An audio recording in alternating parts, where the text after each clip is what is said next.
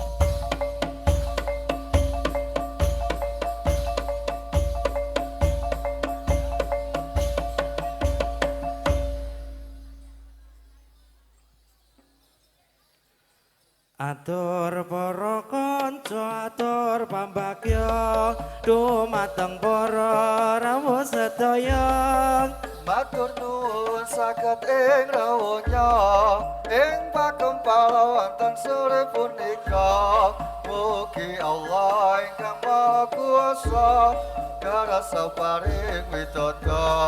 atur para kanca atur pambagya nyuwun maring bapak ibu sedaya bondo bau pikir lan tenaga sarta bantu kliwan jiwa raga mugi Allah ingkang Maha Kuwasa kersa paring nugraha. Kita sesuwun dumateng Pangeran sakadana tapi kewajiban dana dawuhe Gusti Pangeran ingkang kasebut ing dalam Al-Qur'an Nabi Muhammad kang dadi utusan kautus dening Pangeran. Kita sesuwun dumateng Pangeran saketona tapi kewajiban darah dawuhe Gusti Pangeran ingkang kasebut ing dalam Al-Qur'an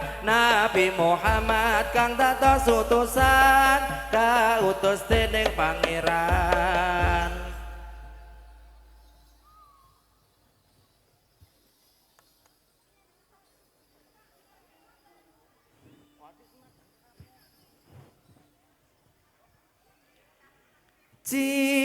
Cinarita nalika jaman semono ana wong sekti kang arane Sesupare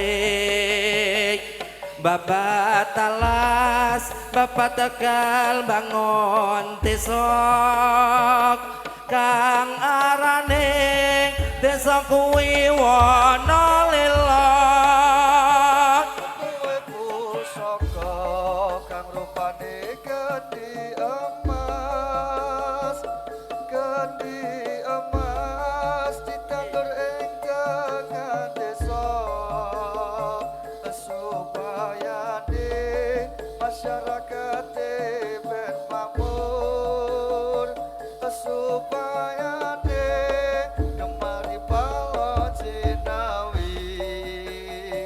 saiki ngadeg kesenian topeng ireng